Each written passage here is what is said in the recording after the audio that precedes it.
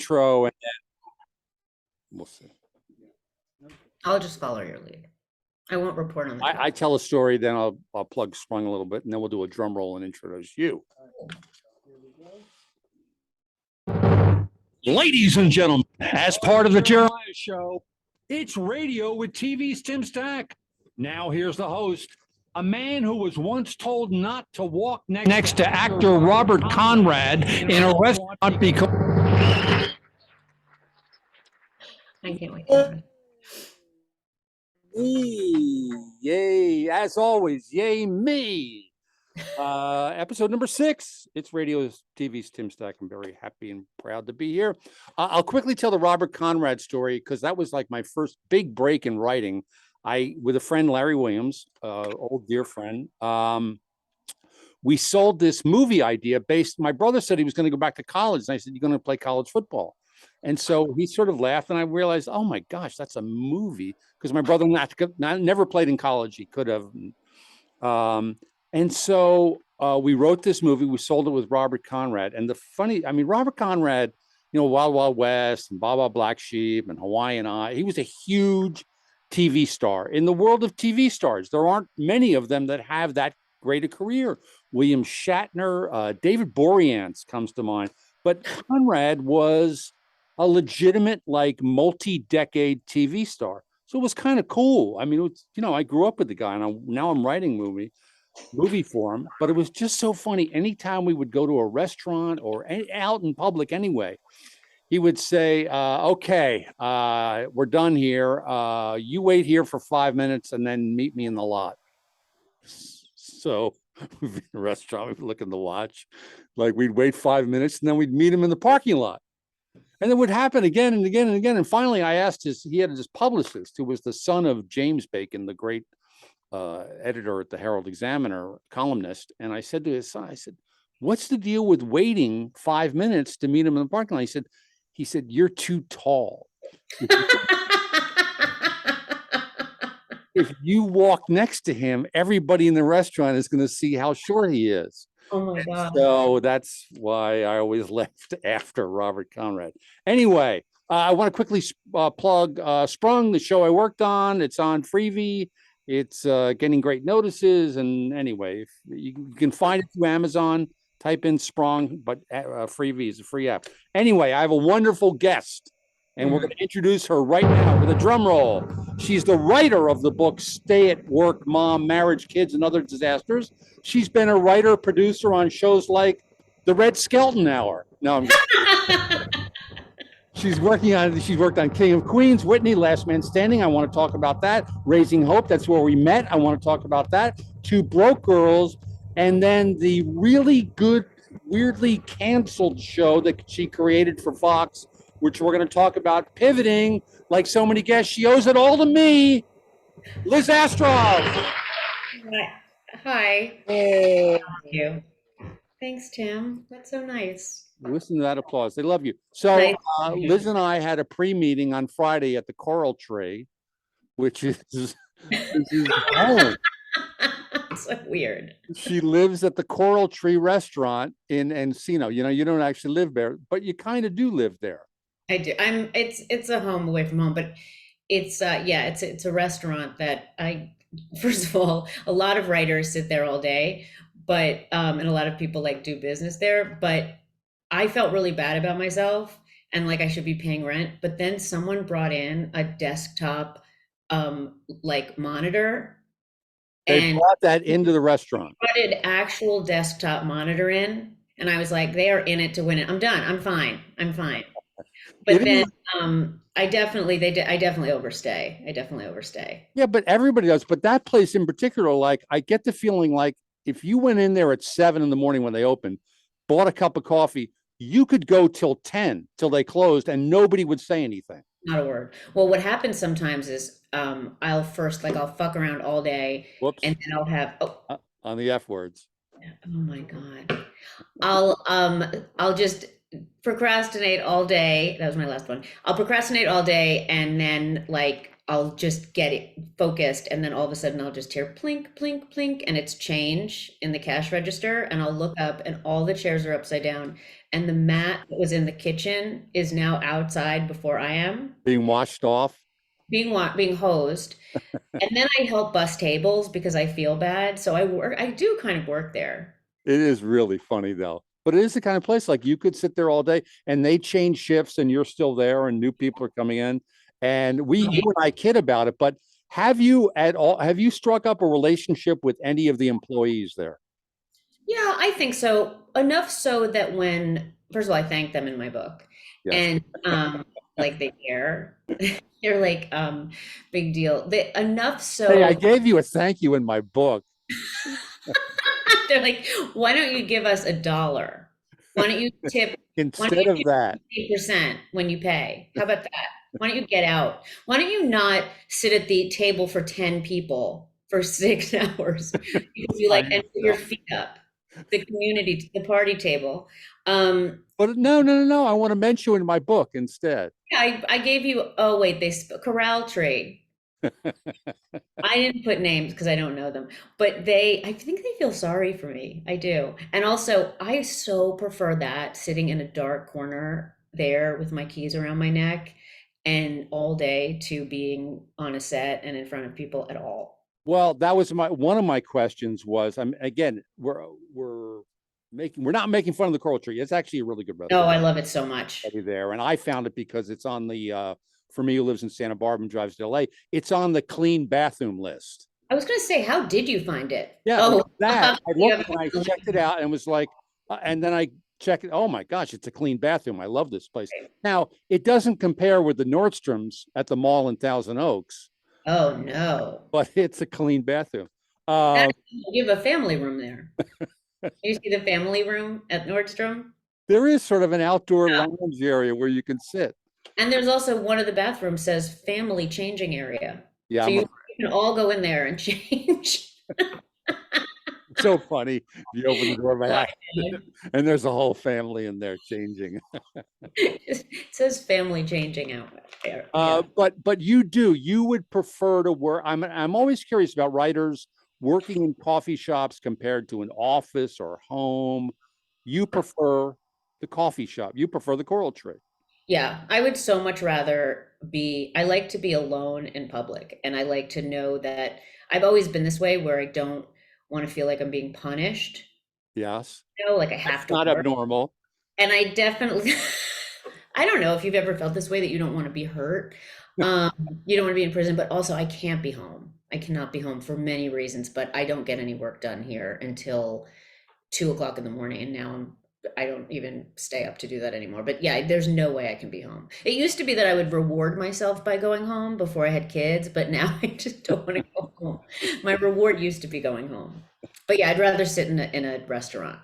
Yeah, if I had my druthers, I would prefer the office. Like with this Zoom, Jeremiah, who produces the whole thing, said you can do this at home, and I like getting out of the house. I like being somewhere else. I do too. I like having to put on clothes. Yeah, clothes are good.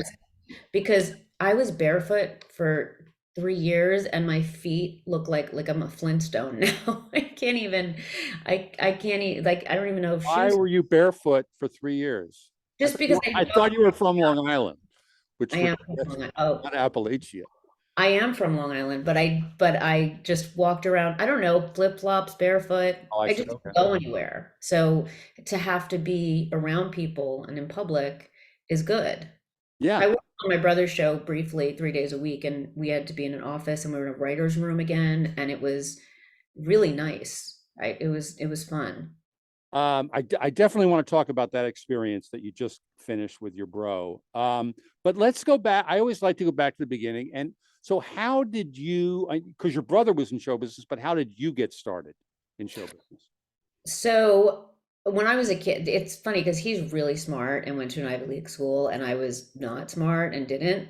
And I grew up watching TV, watching 70s and 80s sitcoms, and just trying to go live with those people. What was the particular one? I loved The Odd Couple. It was my favorite show. You know, it's funny you say that. Not a lot of people pick that show, and I agree. I love that show. I love that show. It was so funny. Mary Tyler Moore. I mean, so smart Yeah, too. Mary Tyler Moore too. Then there were, Monday night was Laverne and Shirley Happy Days. Then there was Alice and One Day at a Time. I loved. I Yeah. loved all those shows. And then I would like play One Day at a Time in my room by myself, and I would be everyone in my dining room. And then things like Love Boat, loved the Love Boat. And then I would beg to stay up for Fantasy Island, and it scared the crap out of me. I mean, it was terrifying. Yeah, Hervey Village is a little scary. Yeah, all very scary. So anyway, but also then the 80s sitcoms, Family Ties, and all of those, Cosby, And before. then your brother also became a writer. Yeah, sorry. Was he as addicted to TV as you were? No, he was one of those people. I'm probably the only comedy writer who couldn't have gone to law school. There was nothing else that I could have done. So he was working on Friends, and I was in New York working at like a stock photography agency. And I really wanted to break up with my boyfriend, and I'm really bad at confrontation. So he said, you should move to LA and get into TV writing. So I did.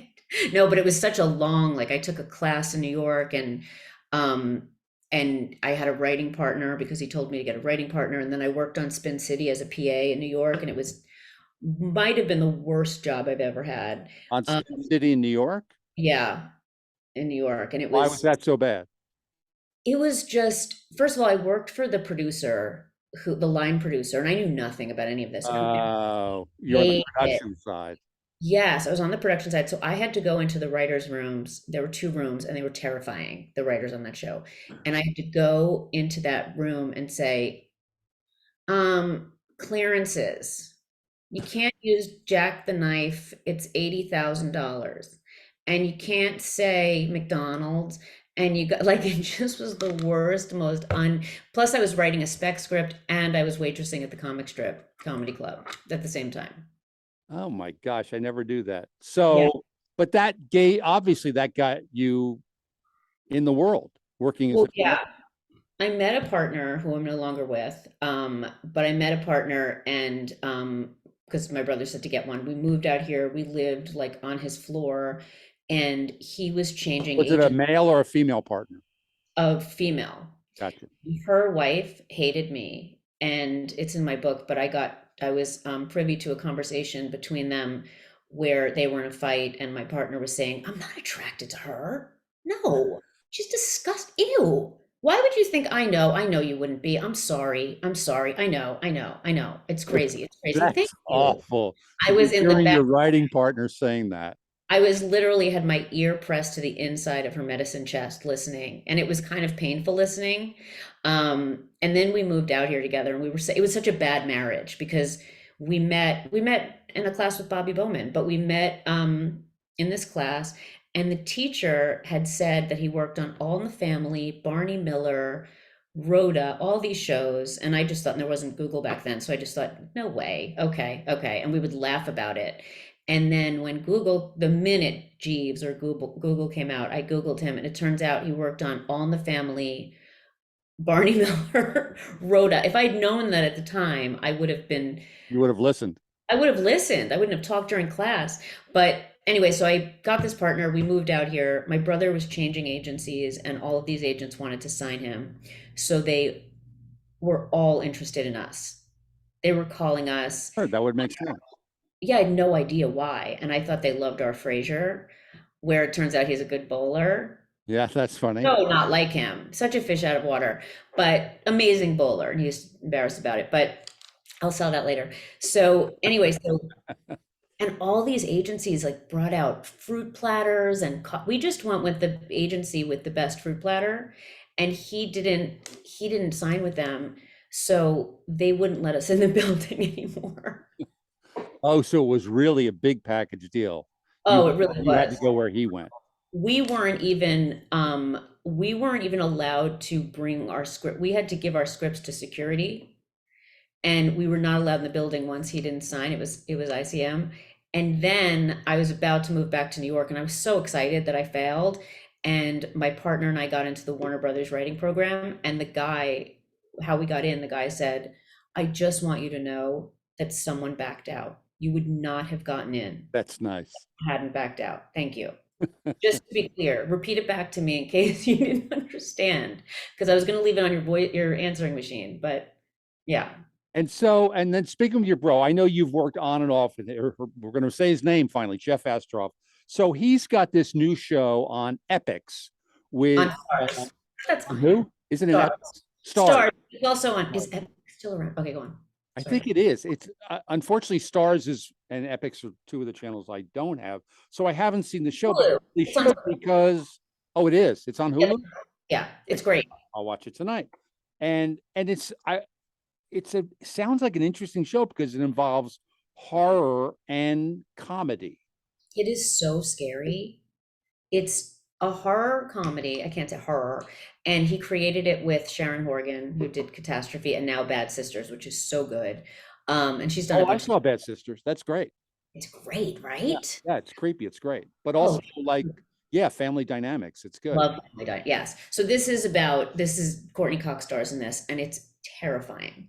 And it's also really funny. And Greg Kinnear is really funny, and Courtney's really funny, and Mira Sorvino is in it, and Judith Light. It has an amazing cast. Oh, wow, that is a great cast. And I consulted on it this year, 3 days a week, for 10 weeks. Now I'm And done. you were in the room with horror writers. That's what I'm so curious. Yes, we were in the room with horror writers who know every single thing about, they were quoting The Exorcist 3, and these scenes from every single thing in the show is derivative of like it's for horror fans. They'll be able to pick out a moment, and they know every single thing, but they're not used to comedy writers. So it was very interesting. You can't be offensive at all, obviously, but they work a completely different way. It's their genre writers. And one of them was so angry that I loved her so much, and just her anger all the time at everything just made me it was just thrilling. The fact that somebody could be so angry. So angry. You can be angry in horror and comedy, different kind of anger. It sure is. Okay, we're going to talk some more to Liz Astrof. We're going to take a break on It's Radio with TV's Tim Stack, and we will be right back. Oh my God, please tell me you can edit that out. What, the F? Yes. Yeah. No worries. I will take care of it in I'm post. doing that. Oh my God, I thought I got them all out in the car. So we're going to come back. We're going to play a clip from Pivoting. Oh, that's so nice. We're going to talk about that and some other Tim, stuff. that's so nice. I can't believe she's gone. I really did think you'd be the first to go, Amy. Oh, I miss it. So sorry. I promise I will be next. If Colleen's death has taught us anything, it's that we have to live our best lives now. Just quit medicine. Turn me back into skinny jeans before you know it. I am ready to mother. Hi, Luke. Pivoting. Series premiere Sunday, January 9th on Fox. Yay. Okay, we're back. It's Radio with TV's Tim Stack. We're talking to the creator of that show. We just sort of clipped from Pivoting. And I know that part of this makes you really sad because the show was just canceled, and it should not have been canceled, or it should have been moved somewhere else, because it's really, if you get I'm assuming it's on Hulu now. On Hulu, yeah. And Yeah. Airplanes. And it's on American Airlines. And Airlines. So buy a ticket anywhere. American Airlines. Just get on an American flight and you can watch Pivoting. Yeah, go anywhere. It was really a great show. And I want to Thanks so much. compliment you in that, and we talked a little bit about this on Friday. The shows that I got on the air were much easier because they were just shows to make fun of other shows. Right. Son of the Beach made fun of Baywatch, Nightstand made fun of Jerry Springer. So it's kind of, they've already given you the form and now just make fun of them. But you wrote a show, Pivoting, which is really you. Yeah. And so kudos on that. And then unfortunately, it turned out great, and then the show got canceled. So talk a little bit about the creation of Pivoting. First, I want to say that my brother and I still quote Nightstand. Nightstand? Yeah, Nightstand. We still say people, no. Okay, so I wrote Pivoting while I was on Two Broke Girls. My friend, my childhood friend on Long Island died, and she was only 40, and I went home to Long Island for the funeral, and it was like a fever dream, but it was at the same church where, we would ride bikes, smoke cigarettes, hang out after school. She got married there, she was baptized there, and then she had her funeral there. And it was the town, while it's only 40 minutes from Manhattan, is 20 years behind. Like the hair, the puffy coats, everyone, the clothes. And I kind of loved that growing up. Oh, yeah. And I love it now. Yeah, I love it. I love it. It's a very safe, it's kind of like the coral tree, to be honest. Yeah. So, full circle. So anyway, so I saw people and I said to my friend, "What's Mary Nichols' dad doing here?" And she said, "That's Mary Nichol." And I just realized how old we got. And nobody said to me, "Oh my God, Liz, you look the same as graduation." So I just realized at that moment that we were our parents, kind of, and we were adults, and someday is now. And I noticed that, and I never want to go home. That's my whole thing. And the book is actually much edgier than it seems, because I never want to go home. And I was in New York for the funeral, and I could not wait to get home and see my kids. And there was a blizzard, and my cousin was driving me to JFK from the city, and I was a mess, and I had to get on that flight, and I had to get home. And it was just, I was so frantic, and I was sort of like, I'm so lucky to have this time with them. And even though, I never felt, I do feel that way. And anyway, so I noticed that all of my friends were having kind of midlife crises where they were having affairs, quitting their jobs, going back to school, having another baby, and everybody was just doing, like, my friends who are having affairs, I would never judge them. Even though when I was younger, you'd be like, "Oh my God, she had an affair." But when you, Right. I just wanted to write something about people being human and people rooting for people that you don't think you would necessarily root for, but they have so much pathos and you really care about them, and even though they're doing something wrong. And I originally wrote it for cable, and it was a lot. So it was dirtier. It was dirtier. It was much dirtier and much more expensive to make.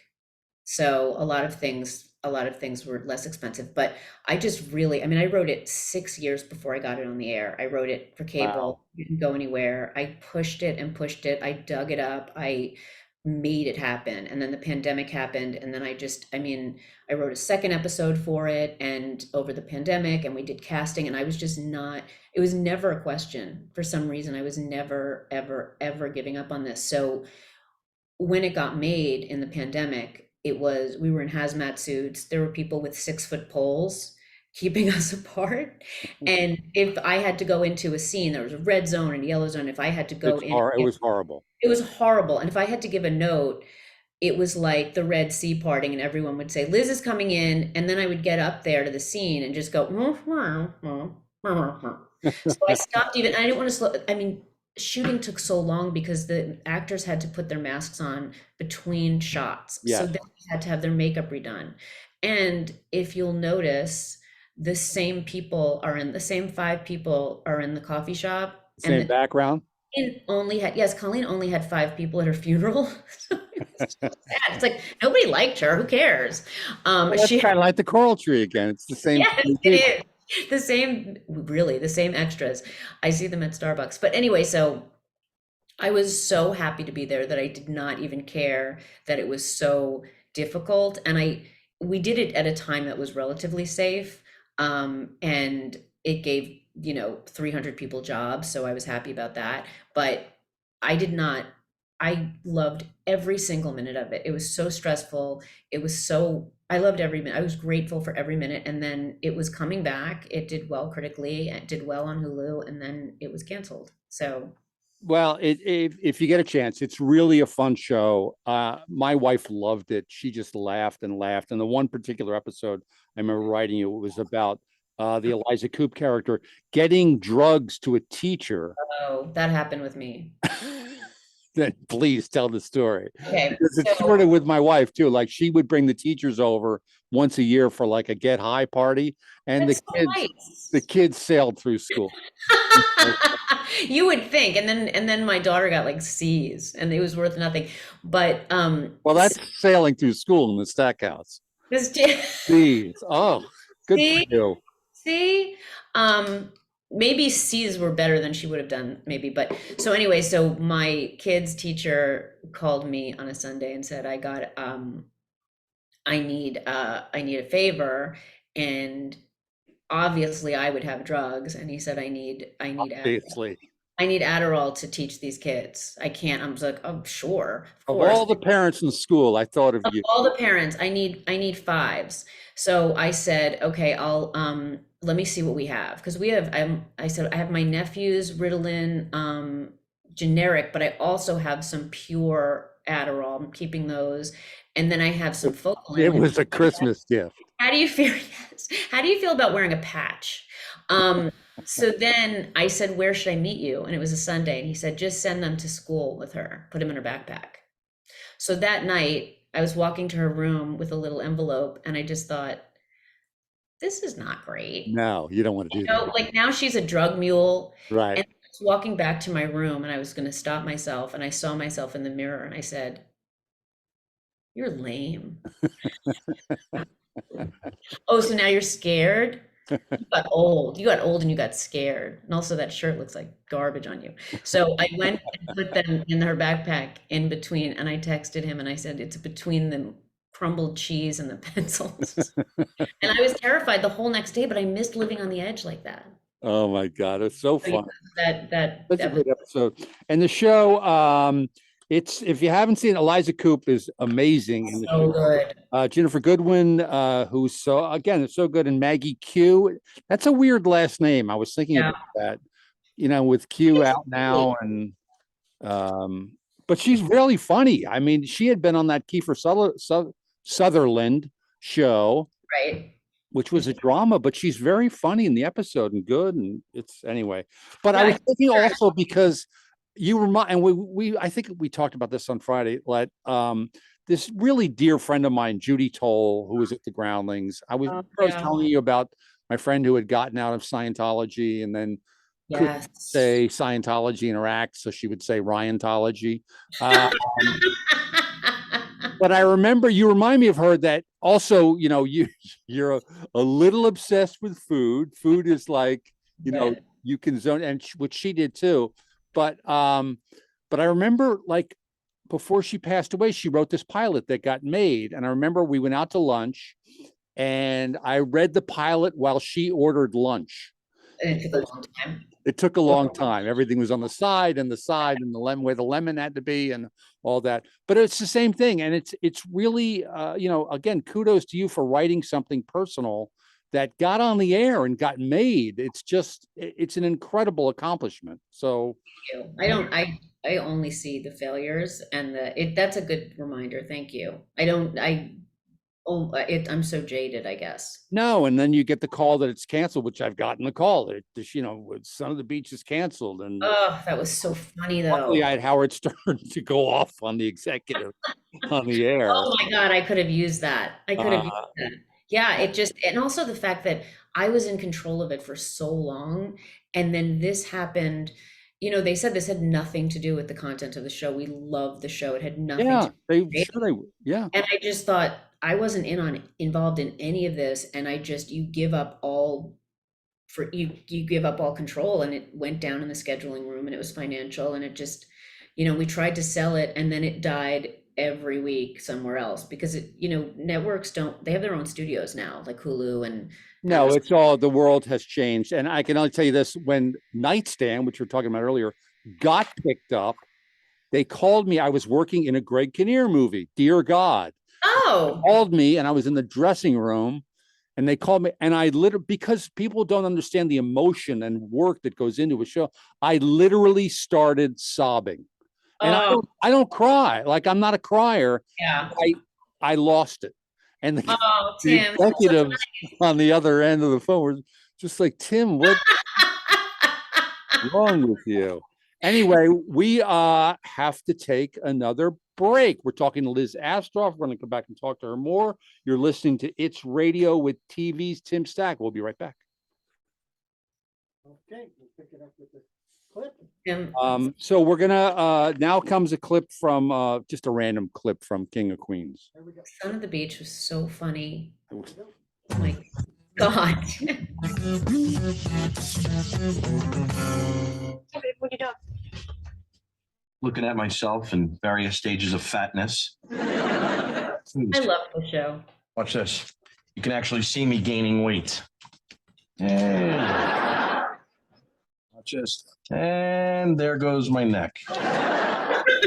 Okay, that was a little clip from King of Queens, which Liz wrote on. So now I'm going to do really bad interviewing. Okay. Go ahead. Yeah, So it. I just want to go through shows. Okay. And plus, you don't have to. I don't care about gossip or anything about anybody. But like when you worked on King of Queens, what comes to mind? Anything? Really bad hours. Oh, really? Bad hours. Really bad, unnecessary hours. So you were there till like people don't know that like writers can sometimes be on shows, so you're there till 4 a.m. for no reason. I would work Howard to Howard. I would work Howard live to Howard live. I would go and listen to Howard, and then I would come home listening to Howard. When you see the sky change colors, blue, from that dark blue to that iridescent blue, Yes. it is so depressing. Yes. And It's Kevin, more so in the winter too. It just yes. And Kevin used to stay, for dinner sometimes. I remember one night, it was like 3 a.m, and we ordered dinner from Ralph's, which is a giant supermarket. And he got fish sticks and mac and cheese. And he was like, "Please, you want fish sticks?" I was like, "I want to fucking go home." There's another F-bomb. I was like, "I want to go home. I want to go home. Please let me go home." But anyway, so we were there. It was very unnecessary, but the showrunner at the time felt that he worked on Barney Miller, and he felt that in order to earn your keep in TV, you need to work overnight. Yeah, I've never gotten that. My experience too at Saturday Night Live was short-lived, but it was just like, what is there some badge of honor about staying late? That's how people would feel. And there's also something, what makes you cry laughing at 3 o'clock in the morning, and then you go the next day and watch the actors have to say these things, and you find them funny, but they were funny at 3 a.m. They're gibberish now. And then you see everyone and it's weird and awkward because you spent the night together and you see each other. Yes, that's really fun. And then the first sad thing is when you hear the vacuum cleaners at night. Yes. Then they deliver back in before the strike, when there was money, they would deliver the bagels and donuts for the next day. And I would just eat the tops off of the donuts with my teeth and leave them. Well, that sugar keeps you up too at night. Yes, yes. So now I'm going to throw out another show to you. What comes to mind on Two Broke Girls, which I actually that show never got any like critical acclaim, but I really liked that show. I thought it was like a dirty Laverne and Shirley. That's what it reminded me of. I would say toxic a little bit. It was kind of a toxic place, but I won't go into that. Syndication.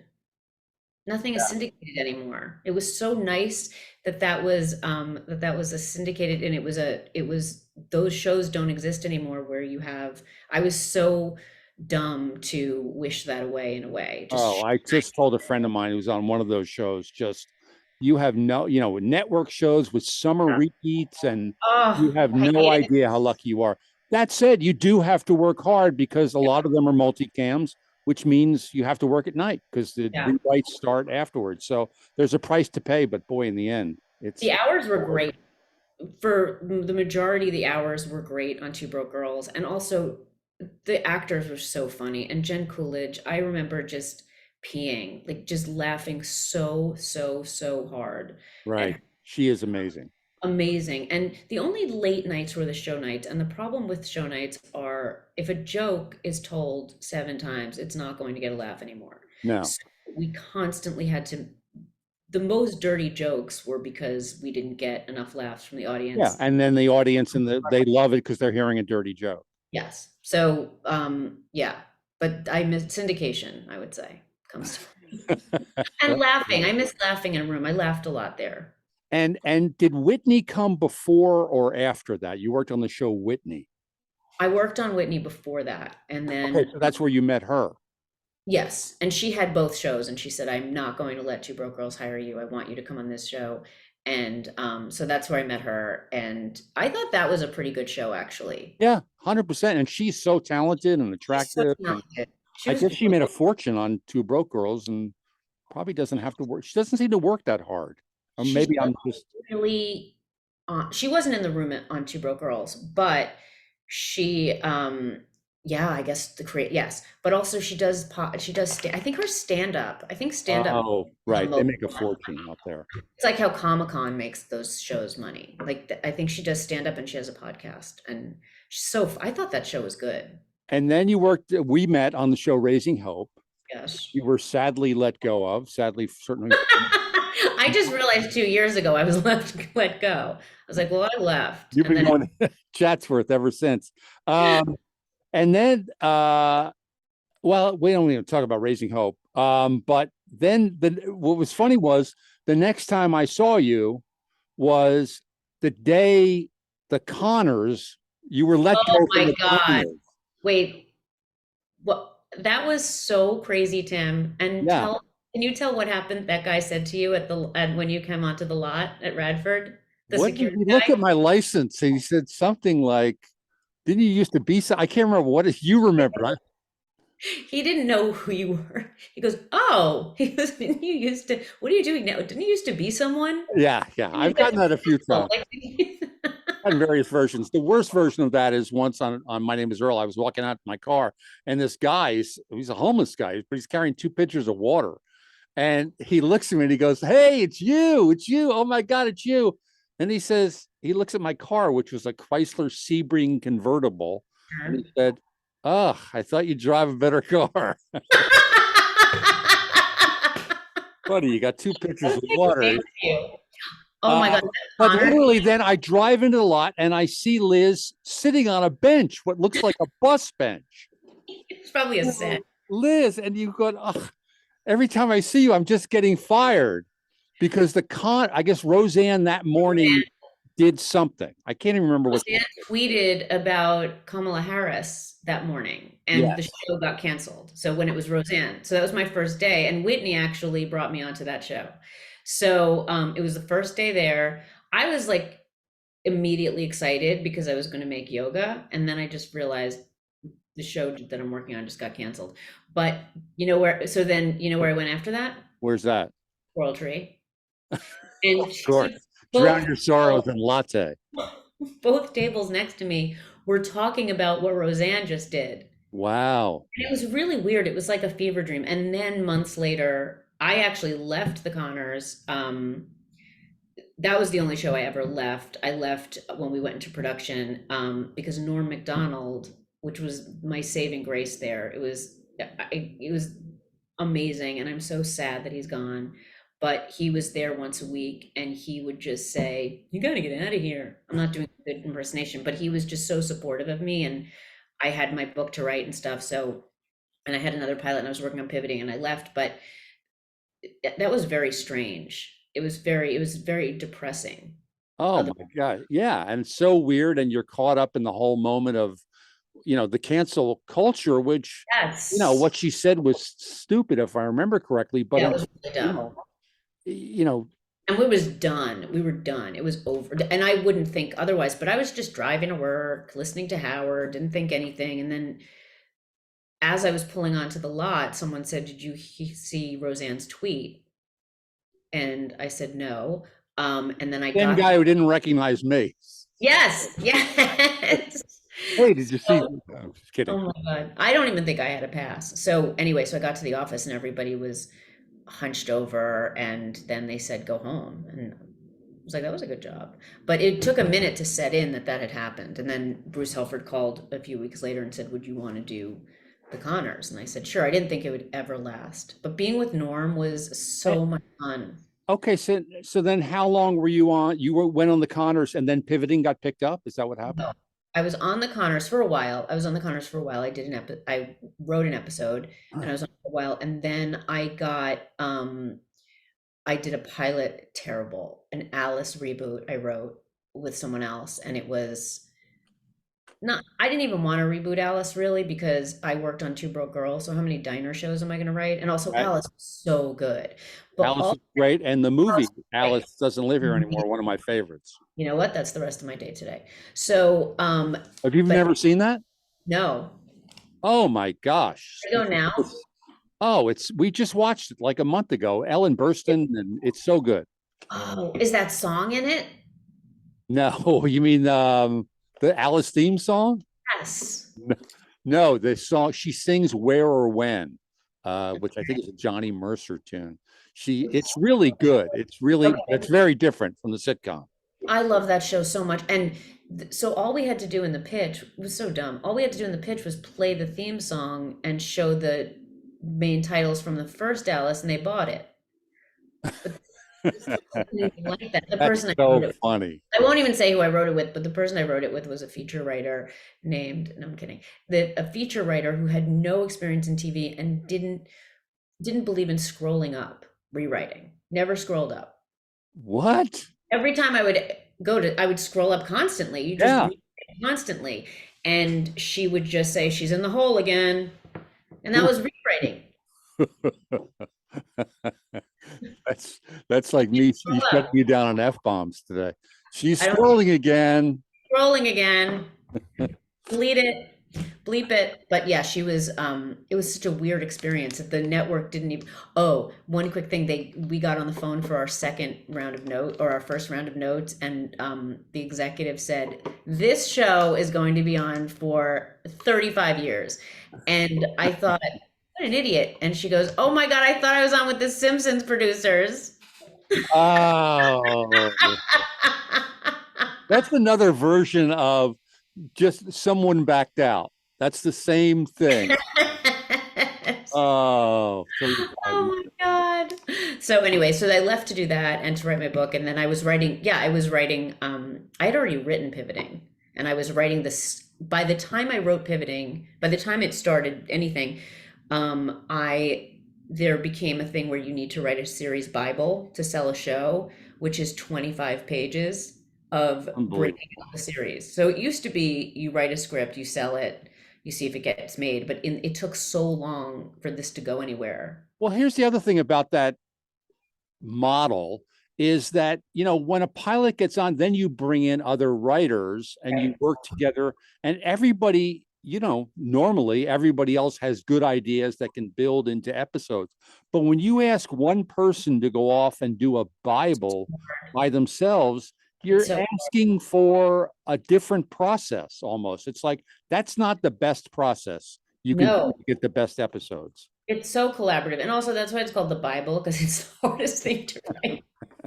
That's funny. Because it's so hard to write. And every time I just was crying and in a ball. If we'd only sold this a year ago, I would not have to break out 10 seasons or 5 seasons. And yeah, it's not collaborative. You're sitting there in your head, everything. Oh, you have to think of everything. It's just, it doesn't work like that. It's not in TV anyway. And then you get notes from executives as if you wanted to make it bad. Well, that's a whole other, that nobody's going to change. No. So then finally, we're going to take a break. And then the last show I wanted to ask about was Last Man Standing with Tim Allen. Oh. You worked on. Does anything pop in your brain? Yes. That? Colorado, because we had to go, I wrote about this also in my thing, that we had to go with Tim Allen. 4 of us had to go with Tim Allen to an undisclosed location in Colorado, to his house for a weekend. Really? That sounds fun.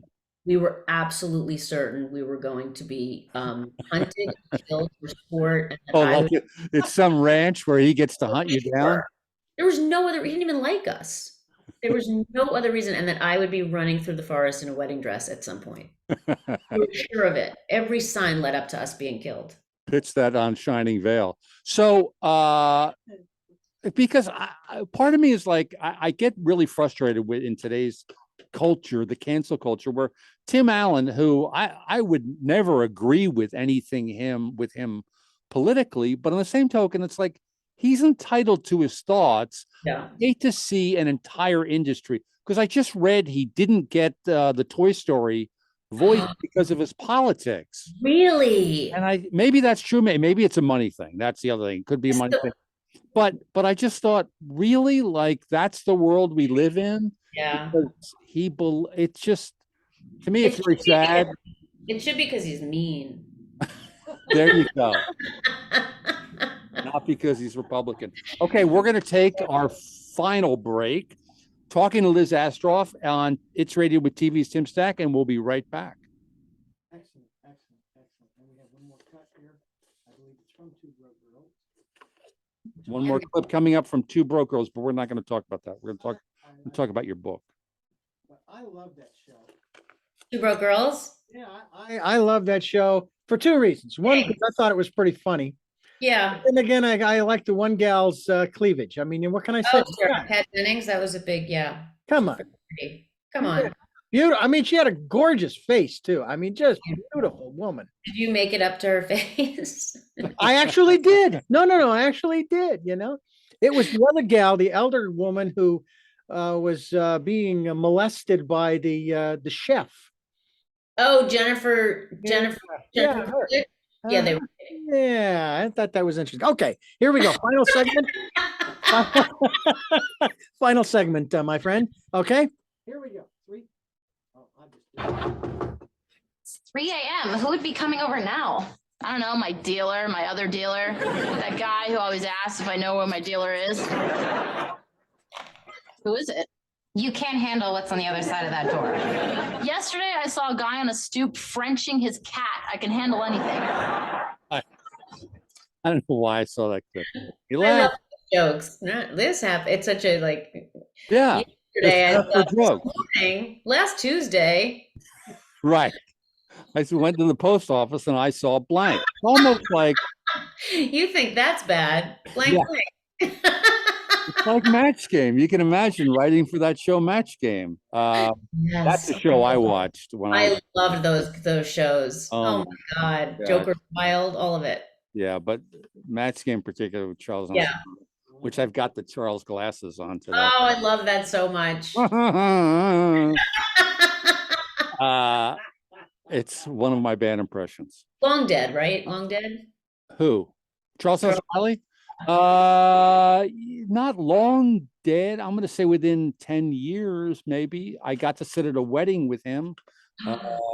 He was just beyond funny, that guy. Oh, I'm so glad he was funny and nice in person. Oh, couldn't have been nicer. Really, that's really nice. funny and just great. So we don't have time to tell the Charles Riley story. So tell us about your book. It's called Stay at Work Mom, Marriage, Kids, and Other Disasters. I will just say this. I cannot imagine being in charge of raising kids and also having to work. Like, I don't know how that gets done. My wife got to work, she worked part-time at home. And so it was easy. It never even dawned on me. It's not, first of all, my kids are a lot, which is crazy. I never set out to write a book about being a mom because I don't consider myself a mom. I mean, I am one, but it wasn't my character. I always said I would never let my kids get in the way of work. But what happened was I took this class. So I took this class at UCLA while I was on Whitney because I had a pilot that didn't go and I wanted to write something that was my own. And I took this essay writing class and it was really fun. And we had the party at the end of the year and everybody brought something like brownies. And then I loved writing these essays and they were about my childhood and about my mother and I are estranged and she was abusive and not great. And so I inherited zero maternal instincts. And so now being a mother, it turns out that all the essays were related back to me being a mother or my mother and my childhood. And I was also a very overweight kid and my parents sent me to fat camp, which is a very notorious fat camp now. And it's in the news because it was like a success. It was like a scandal, it turns out. But anyway, so a lot of it is about fat camp and about my childhood and how it all comes back to now and how I can't do certain things with my kids because of the way my parents treated me. Like I could never tell my son he's fat now because it was done to me and I swore I wouldn't. But anyway, one night at Two Broke Girls, Jennifer Coolidge was looking through my phone at my pictures at my dogs, and she happened upon a picture of my family and she said, "Oh, you have such a beautiful family." And I just said, "I think I made a mistake." And she loved that so much because she said that nobody is honest like that. And she doesn't have kids. And I just said, it's terrible. I apologize to the universe on a daily basis for bringing these resource sucking individuals onto this already suffering earth, because it's not. And meanwhile, I would do anything for them. And I find myself showing up and I'm nothing like my mother. And I surprise myself every time. If they're hurting in any way, it rips me open. It rips me apart. So I might sit in my car until they're in bed, but I'm in the background getting them everything they need. And it's always interesting to me because my mother was very unstable and she kidnapped me and stuff. And, Kidnapped you. she kidnapped me, yeah. And she wasn't even good at it, but she kidnapped me when I was 6. So I would tell these stories in the writer's room on King of Queens or whatever and say, I think I told you this. And I'd say, how old were you guys when your mom kidnapped you? How old were you? What day of the week was it when your parents kicked you out because you were fat? My dad and stepmother. But yeah, it was good material. So everything kind of related back to motherhood, which was weird for me because I never would consider myself under that label, mother. No, I think, I say the same thing, and my kids are grown now, so it's like, well, there's nothing I can do. They're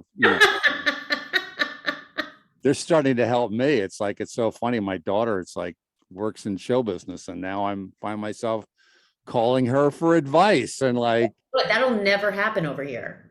Never oh, you watch yourself. I don't think so. I don't know. I don't know. No, it just sort of happens. And then, they're not like taking care of us or anything, but it's very interesting to see them starting to be able to, no, we got this, whether it's even like pay for Thanksgiving or whatever. And that part's really fun. I tell the story about, especially with daughters. I think sons are, they're just idiots. They're just, they say that. Yeah. But daughters are they're so much smarter. And I always say, like, our daughter Murphy, like, semi nightmare at home, not bad, not nightmare, but you know what I mean? Just like always issues, and then went away to college and came back a different human being. So really? 100%. Literally? I would love that. Yeah. No, I told the story at her wedding, which was, we knew she was okay because she went away and she got a junior year abroad, and she went to every country she went to on this trip. She took a picture of herself on that location with a sign saying, "Thank you, Mom and Dad," in that language. Oh my God. And it came back. I love that. And I said to my wife, Jana, I said, how did this happen? Like, when did this happen? That's amazing. Yes. And that's amazing. Tell that sons, I just say, just hang in there. They're never going to change. They are what they are. But look, they're amazing. But also my son, I was doing social skills boot camp with him at UCLA, and we were the only parent and child there who were physically fighting. And he was being such a jerk and rude, and I get triggered and I yell, and I just said, I mouthed, "You're making me sad." And then they had a giant book, and he opened the book, and on the inside it said, "This book is dedicated to the parents who fight tirelessly to support their kids." To that. And it was everything, because that moment of, it's like your daughter thanking you. Yeah. Because we have to have a talk with them at least once every year. We sit them down and we tell them that we are people. Do they care? No. No. We are human beings. And the other thing too is, like, kids in Los Angeles is not easy. It's not like kids in Pennsylvania where I grew up. It's not that it's easy. but it's a lot of work. It's extra work because you're in Los Angeles. Yes, and there's more available. So my son has enough members on his team that like some of them could sit out. Like he just has a team of people. Are you going to tag in for I got this? Again, his team is playing Phoebe's team on tomorrow actually at Beeman Park. My son's team is playing my daughter's team in executive function. That's the sport? No, I'm kidding. They both have teams of people just to help, and it's just. Oh, that's funny. But also, you have to ruin them. You have to write that at some Or point. they won't be. I mean, the social skills boot camp was. I told you about that. Yes, That was yes, amazing. which I think is an amazing setup for a play. Yes. So, and just so back to show business for 1 second, I had one more question about show business, and this. Don't worry if you don't have an answer, but is there a show that you wish you had written on? Oh God, yes. I wished I'd written on SNL first of all, and I wished that I had written on. I wished I'd written on Friends a little bit, but more for the. And your brother wrote on Friends. Yeah, and oh God, there are so many shows. Look, if I could get. I'm trying to think of what I wasn't old enough, but if I could have been old enough to write for The Odd Couple, the real one, I would have. That is so up my alley. That is so. I wish that those shows were still around. Frasier, those were such funny shows. But The Odd Couple in particular, and I have no qualms saying, to me, I think The Odd Couple by Neil Simon, the play, is the greatest. Like people talk Eugene O'Neill, and I think The Odd Couple is the greatest American play ever. Amazing. And there are. I remember my parents went to see it with Walter Matthau and Art Carney, and my father said he was crying. And then he's also crying at the end because it builds to a dramatic moment in the play and in the movie where, you realize these guys they're at their wits' end, but they love each other and they need each other. It's really, it's great stuff. It's great. Well, you know what? Trains, Planes, and Automobiles is a lot like that. Right. Fantastic. Right? That kind of frustration and then the love. And I just love those. I love those male buddy kind of things. And The Odd Couple is just so funny, just laugh out loud funny and ahead of its time. And Penny Marshall and Gary Marshall and Rob Reiner when he was on, and Myrna and Werner Turner. Right. It was so good. I did an episode of Quincy once. I acted in an episode, which was really a bad episode. I really want to see that. Oh, it's so funny. Quincy, people are they're going on acid trips because of the tortilla chips they're eating. Oh my God. That happened in Gilligan's Island. The radio. Oh, well, they stole it. They stole it from Gilligan's Island. But I went up to Jack Klugman, and it was sort of like, don't approach him, but I couldn't help myself because of The Odd Couple. I was and there was one particular episode where Pernell Roberts came on as he was like a square dance announcer, and he got the two of them to square. And I'm going through the whole episode, and Jack Klugman is looking at me like, how long are you going to last talking to me? Because I'm going to call security here. And no. I hate when that happens. No. He was cool. It was me. Trust me. Oh, 100%. It was me. Were you taller than him? Okay, we got to wrap things up. I got to thank Liz. Thank you so much. Go buy her book. It's on Amazon. It's called Stay at Work Mom, Marriage, Kids, and Other Disasters. I know you will have another show up and running. I just know it. No, you will. You just will, because your voice is too funny and your characters are too relatable. And now that you have the experience of running a show too, that'll just make you that much stronger. So, anyway, thank you for doing this today. That was so fun. Thanks, you guys. Yeah. Thank you, Dr. D, our engineer. I thank Jeremiah Higgins, the producer, who's not here today. He took the day off. As well he should. Anyway, watch Sprung on Freevee and tune in for the next It's Radio with TV's Tim Stack. Thank you. Thanks, Tim. We need to get one more thing from you if we can, and that is a little sound bite of voicer for It's Radio with TV's Tim Stack. Hi, this is Liz Astrof, and there you go. Okay. Introduce yourself, promote whatever you want to promote, and then tag it out with, and you're listening to It's Radio with TV's Tim Stack. Okay. Who does that? You. Me? You do that. What should I say? Yeah. What am I? Oh, just Hey, hi, Liz Astrof. I'm the author of and Hi. you're listening to It's Radio Oh. TV's Tim Stack. Okay. Hi, this is Liz Oh, Astrof. wait. Let me cue you real quick here. I'll count you down. 3, 2, 1. Hi, this is Liz Astrof, author of Don't Wait Up. Oh no, they changed titles. Stay at Work Mom, Marriage, Kids, and Other Disasters. And it's ready. Can I do it over? Sure, go ahead. Too late? Oh my God. I'm sorry. No Okay. problem. 3, 2, 1. Hi, this is Liz Astrof, author of Stay at Work Mom, Marriage, Kids, and Other Disasters with Tim Stack on It's Radio. With TV's Tim Stack. Okay. With TV's Tim Stack. I can't love hear it. you. You know what? I'm going to leave that one. We're going to keep with the laugh there. And thank you very much. That's all we need. Thanks, you guys. That was so much fun. That was great, Liz. Thank you. That You were was a great. That blast. was really, really Thank you fun. so much. Thank you. Liz, I'll talk to you soon. Okay, I'll talk to you later. Yes. Okay. Thank you. All right. Mother's Bye-bye. going to be so jealous. Okay. All right. Bye-bye.